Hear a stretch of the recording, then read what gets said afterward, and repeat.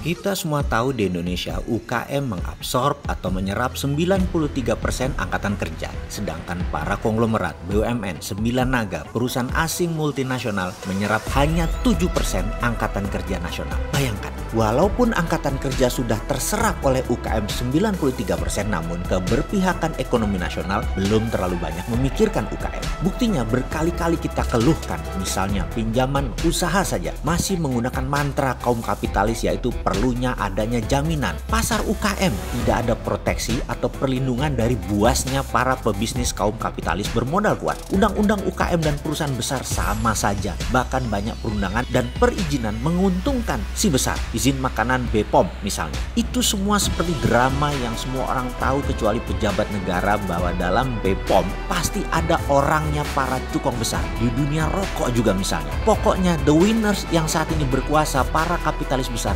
dilindungi undang-undang, punya orang di lembaga perizinan di mana mereka tugasnya memperlambat perizinan sertifikasi para UKM, tetapi mempercepat kebutuhan pebisnis kapitalis. Semua orang tahu hal-hal seperti ini kecuali pejabat tinggi negara. Terlalu steril data informasi ke mereka. Mengapa? Ya mungkin yang memasukkan data ke pejabat tertinggi dan tinggi negara tersebut ya para kapitalis oligarki tadi. UKM suaranya nggak terdengar jadinya. Kembali ke masalah UKM. Di tahun 98 resesi banyak memunculkan kafe-kafe tenda artis alias UKM jadi solusi. Dunia UKM tumbuh nggak ada matinya. Di tahun resesi 2008 UKM melesat. Di tahun 2020 ini bagaimana UKM nasibnya? Bubrah. Kalau tidak cepat diperangi corona, maka Indonesia bisa nggak selesai masalahnya. Jakarta akhir April bisa turun pandeminya, tapi Makassar mungkin baru mulai naik. Jabar baru mulai naik. Jabar 2 bulan kemudian peak dan turun. Kemudian Kalimantan baru mulai naik. Gitu aja terus karena keputusan pejabat yang kayak orang lagi dansa cacak. Maju mundur, pagi tempe, sore kedelai.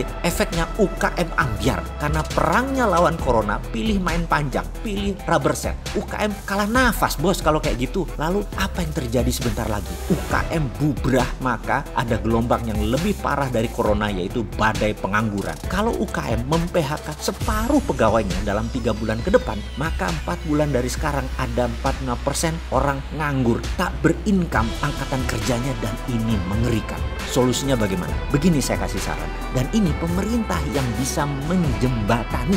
Bahkan pemimpin tertinggi Indonesia harus segera turun tangan. Kita sederhanakan permasalahan bisnis sebentar. UKM paling cepat menyerap angkatan kerja. Setuju ya? UKM unggulan kalau kita kembangkan cabangnya yang manajemennya bagus, produknya unggul, bahan bakunya lokal, kita fokuskan, pasti berkembang cepat. Misalnya kita ambil contoh bakpia kukus Jogja. Bakpia tadi buka cabang mungkin bisa di 10 kota di Indonesia. Lalu ayam geprek Bensu mungkin bisa berkembang cabangnya lebih dari 500 cabang dalam 2 tahun ke depan. Dan di setiap cabang mereka bisa memperkerjakan antara 20 sampai 40 tenaga kerja. Jadi 10 cabang bakpia kukus akan memperkerjakan 400 orang dalam setahun ke depan. Geprek Bensu akan memperkerjakan 1.200 orang dalam 2 tahun ke depan. Ini gambaran sederhana. Apa grand plan ekonomi UKM kita ke depan? Sebaiknya kita gabungkan Tokopedia, Gojek, Bukalapak, GrabFood, Blibli, apapun marketplace, kita minta data 1%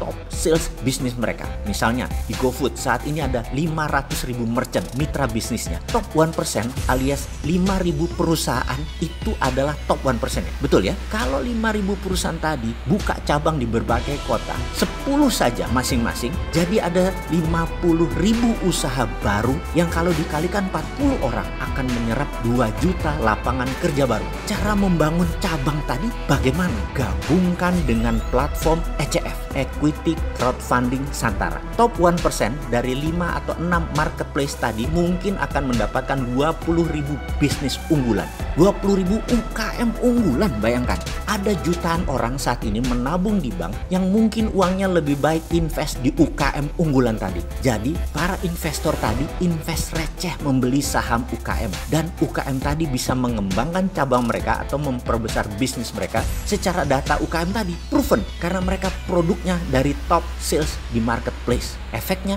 ada 5 juta lapangan kerja baru tercipta dalam 2 tahun ke depan. Untuk itu ada baiknya Pak Presiden, saya selaku founder Santara, perusahaan platform urun dana pertama dan terbesar di Indonesia, mengundang semua pejabat tinggi negara, termasuk Pak Presiden, termasuk para unicorn tadi, duduk dalam satu meja. Kita selesaikan masalah pengangguran dan ekonomi UKM. Selamatkan rakyat dengan mengembangkan UKM dalam negeri segera. Sinergikan kami segera atas nama bangsa dan negara. Ke depan setelah corona, kita harus hadang resesi untuk tidak menggulung ekonomi Indonesia.